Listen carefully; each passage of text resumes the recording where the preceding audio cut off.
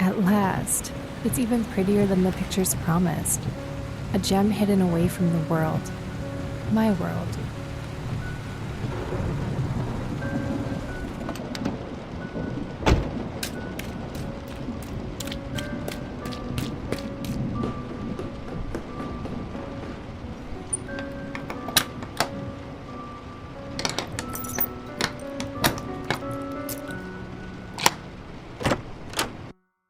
And what a view. Perfect, even in the tempest. From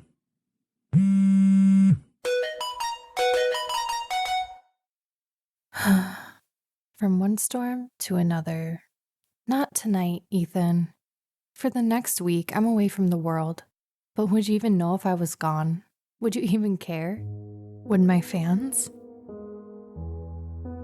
Fans? What fans? The only thing writing has gotten me is further in debt and filled with nothing but joblessness and heartache. I was lucky I was even able to get this place when I did, only due to pulling all of my 401k. This is it though. The last few chapters of this book, and I'm done with writing for good. I'm not going to let anyone ruin this for me. So not here. For the next few weeks, this is my sanctuary, my story. The last chapters, the closing of one life chapter, and the opening of another. This is more than a book. It's my farewell to the past. Hello to my future. I like to live by the motto, never look back, only go forward. The closing of this book will be that. Hello? Anyone here? I'm not here to jump at shadows. I'm here to write and leave all the negativity behind. Focus, Maura Glenwood. Did I seriously just call myself my full name? God, I used to hate it when my mother did that. It's getting late. Perhaps I should call it a night. Might as well enjoy the view. Put the last finishing touches on this chapter outside and sip on some coffee.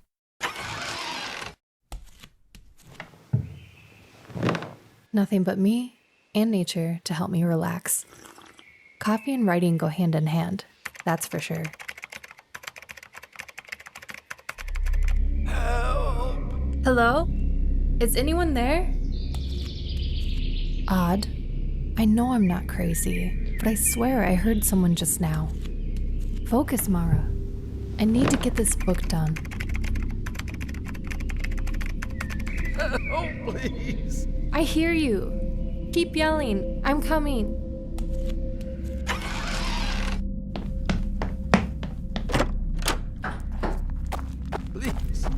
Please hurry. I'm coming. Hold tight. I'm going to get this off you.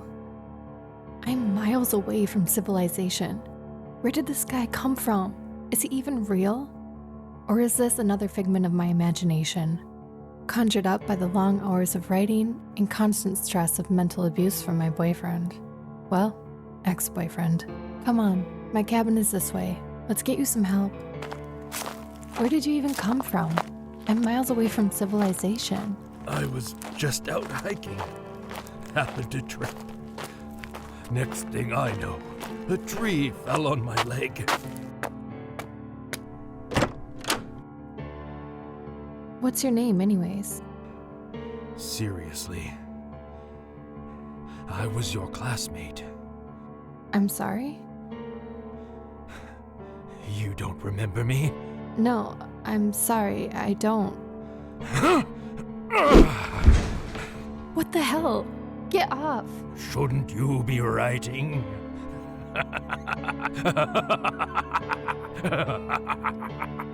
His face lowered down closer to mine.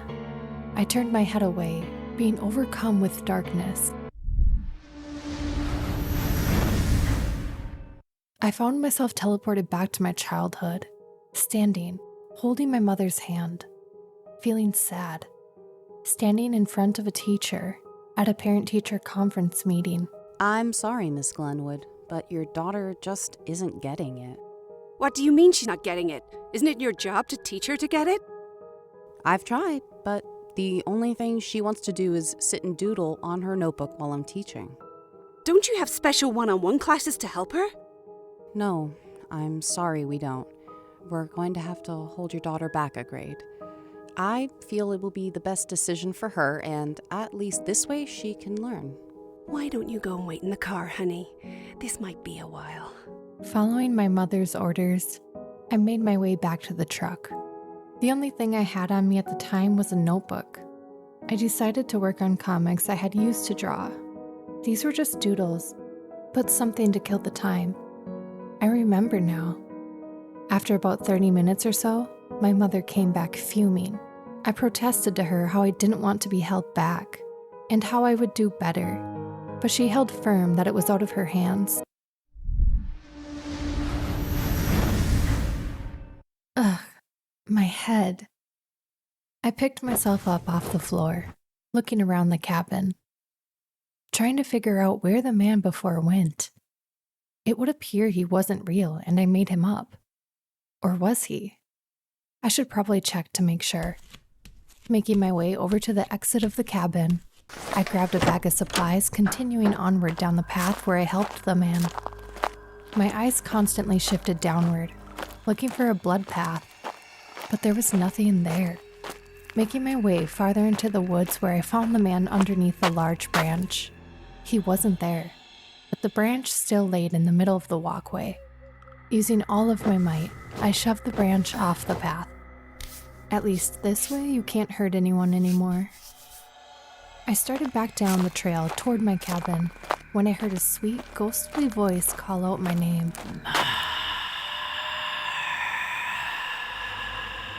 I stopped, looking at my surroundings, trying to figure out where it came from. Hello? Is anyone there? No response, of course. I really need to get a grasp on myself. I'm never going to finish this book unless I do.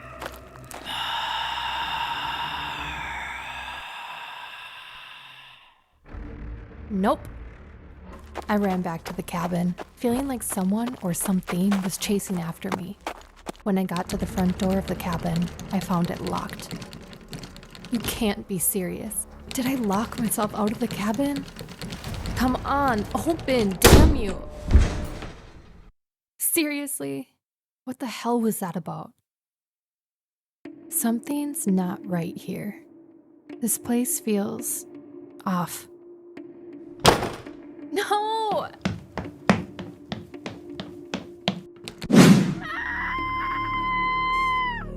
Did you not hear me earlier?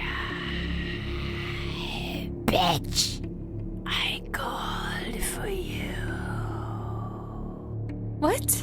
What do you want? Don't you remember me? Stay back. The demonic woman opens her mouth, taking a chunk out of my cheek. The darkness consumes me once again. Maura, do you know why we called you in here today? I got to be honest, I don't.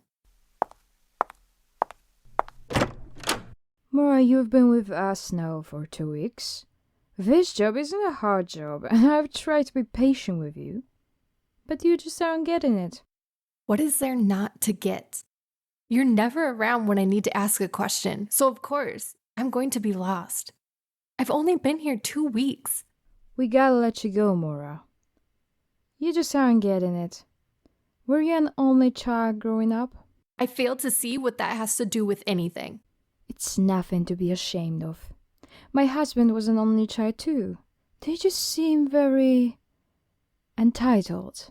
Whatever.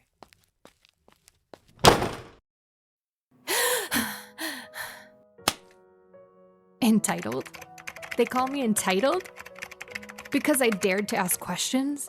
Because I dared to expect more from a soulless job? If striving for a life beyond the relentless, mind-numbing grind of a 9-to-5 is entitlement, then so be it. They're the ones complicit in this hellscape society, where creativity is stifled under the weight of mundane routines. Well, I refuse to be another cog in that machine. I'll show them what it means to break free, to live and create on my own terms. My success will be my rebellion, my writing, my revolution. Maura, this manuscript, it's incredible. The depth, the emotion, you've really outdone yourself. It's more than just a story. It's my journey, my confrontation with every voice that ever told me I couldn't, that I was too much or not enough. And now, those voices will see what Maura Glenwood is truly capable of. This book will take the world by storm. Let it. This is more than a book. It's my declaration. My story isn't one of entitlement. It's one of resilience, of finding my voice in the silence and shadows. Those ghostly figures, the echoes of my past, they tried to haunt me, to hold me back. But in writing my story, I've set myself free. I walk out of the office, my head held high, ready to face whatever comes next with the strength I've found within myself.